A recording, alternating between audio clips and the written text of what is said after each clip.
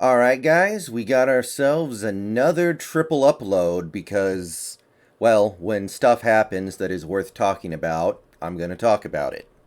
So, you're getting 3 uploads today, including one much later in the day than I usually do, but the situation called for it.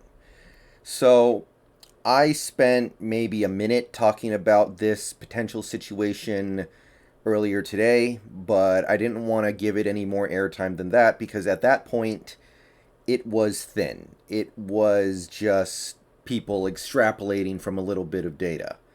Well, now we have more data, and it seems like there is something going on here. So, today, Quandre Diggs missed practice for the third straight day, despite having no reported injury or anything like that going on. He just didn't practice. And some people were theorizing that he was missing practice because he's doing a hold-in a la Dwayne Brown and Jamal Adams. So, even after missing a third day of practice, we didn't know that for sure, but we got a tweet from Quandre Diggs earlier this evening that seems to lay it out pretty cleanly. A little bit ago, he tweeted out, "Can't deny me what I deserve." And I guess he could be talking about he wanted a taco with sour cream on it when he went to Taco Bell, and he didn't get his sour cream, even though it says on the menu he should get sour cream. So he's like, I deserve sour cream. It could be that, I guess, but the timing and the circumstantial evidence indicates that he wants an extension, and he's now indicating that he's willing to fight for it. And by fight, I mean not do anything. So, let's take a look at the Quandre Diggs situation. I've spoken about it before, but let's revisit it now that we know it is a thing. Because I seriously doubt Quandre Diggs is going to wake up tomorrow and say, you know what, never mind. I don't want that new contract that badly. Let's just go play football. So, it looks like this is a thing, and we have to at least contend with the possibility of him continuing his hold-in to the start of the regular season. Seems like he's looking at what Dwayne Brown is potentially getting from the team in the form of a bonus, and he's thinking, hey, worked for him, why can't it work for me? All right, let's review the situation. Quandre Diggs is due a cap hit and a cash flow of about $6.1 million in 2021. He signed a 3-year, just shy of $19 million contract with the Lions back in 2018, starting in the 2019 season, and then they traded him to us. So that contract, that $18.6 million contract, represents most of his career earnings. If you take a look at his career earnings, you'll see that he made very little money in the NFL before signing that contract. So, through his first 6 seasons in the NFL, he has made a total of $17.5 million in salary. 17.5. So, the $6.1 million he was going to make this year represents an increase in his career earnings of over 35%. That is a significant deal to him. It's a much bigger deal to him than it is to somebody like a Dwayne Brown, who obviously wants that $11.5 million this year, but he's also already made $70 million. So it's not the biggest deal in the world to Dwayne Brown if he ends up having to walk away from the game. He can live with that. He can live with the $70 million plus he's made. Quandre Diggs, that punches you right in the gut to say, you know, I'm in the middle of my career. I might only have a few years left in my career. You don't know. You don't know how long these players last sometimes. A 6-year career for a safety who has to do a lot of, hard hitting over the middle, it could end quickly. So walking away from 6.1 million this year potentially in order to try to hold out to get some long-term security, it is a tightrope walk that I'm sure he'll be relatively unwilling to make. So before we get into the finances of giving Quandre Diggs an extension, I don't think he has a lot of leverage here. This dude needs that $6.1 million for himself personally, and I don't think he's going to be willing to sit out games and miss game checks and put that at risk. Because Look, I know Quandre Diggs is good. Believe me, I know Quandre Diggs is a very good player. He made the Pro Bowl last year, and he mostly deserved it.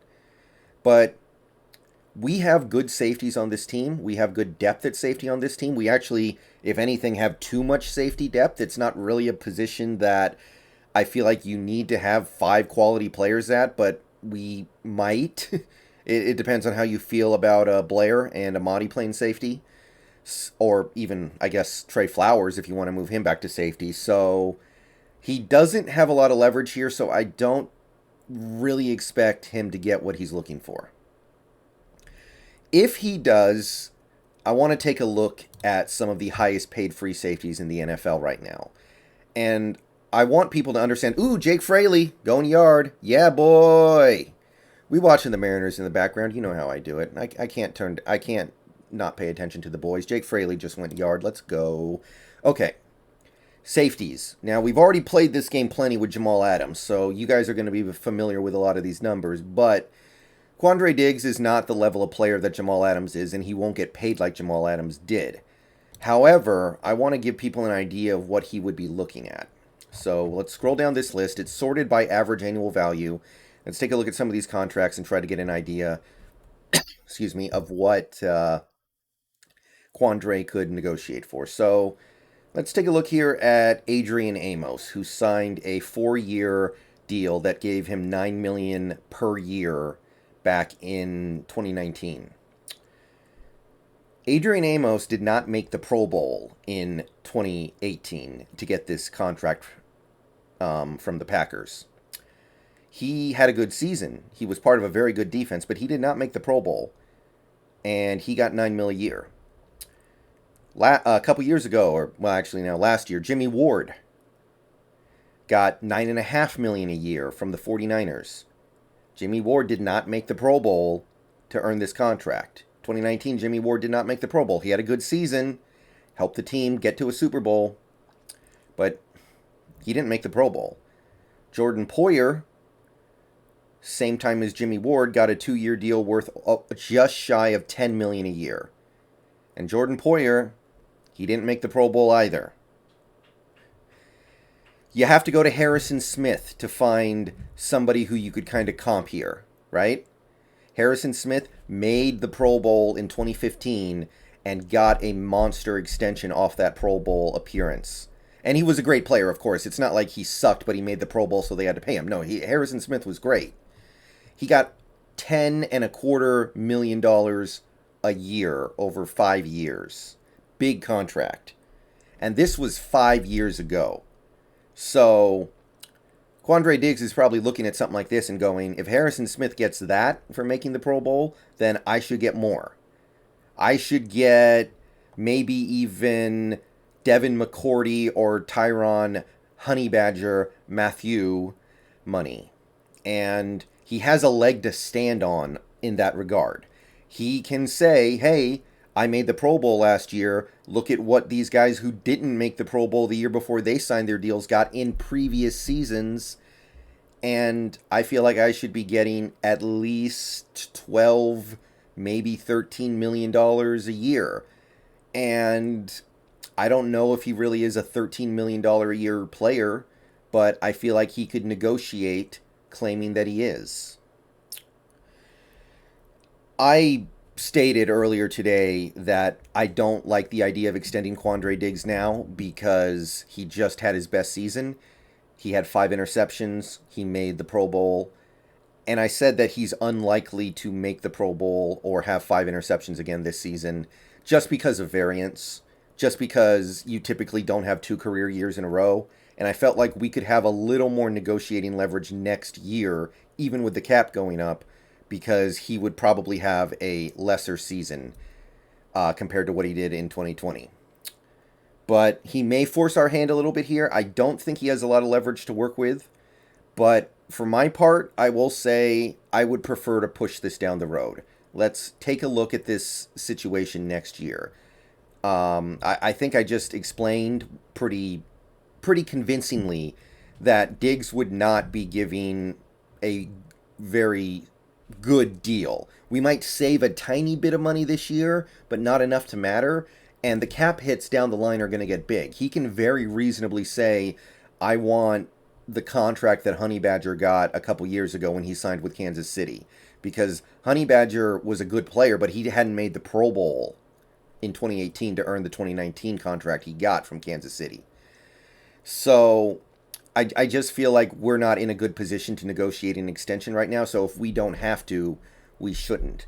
Now, of course, if Quandre Diggs is willing to accept more like 10 million a year, like say 3 years, 30 million, because he just wants an extension, he doesn't mind if he's taking a little less than he might be able to get on the open market, then maybe you jump on that. If he says, give me 3 years, 30 million and I'm good, or even 3 years, 33 million, then maybe you go for that because that's a reasonable price. But if he decides to bring all of his negotiating power coming off his career year to the table, I'd rather just sit that negotiation out and take a look at things next season after whatever he does in 2021. But there's a situation, and I don't know what's going to come of it. Maybe he is willing to miss games. Maybe we are going to have to pay him. Maybe Blair isn't good. Maybe Amadi isn't good as a safety. Maybe Ryan Neal's seriously injured, and maybe we're going to have to do this. But for my part, I'm going to say let's let it sit and hope he shows up to play. And we'll see where it goes. I want to say, I don't really have a problem with Quandre Diggs doing this. This is not the Cam Chancellor thing. When Cam Chancellor did it, it was crap because he had 3 years left on his deal, and that made me mad. That frustrated me. I'm over it. Don't get me wrong. It's Cam. I love Cam. But when he did that, that made me mad because he had 3 years left on his deal. Diggs has every right to do this. He's got 1 year left on his deal. But if we feel like we can afford to not do it, I would say don't do it. All right, see you guys later. Peace out, go Hawks. What do you make of it?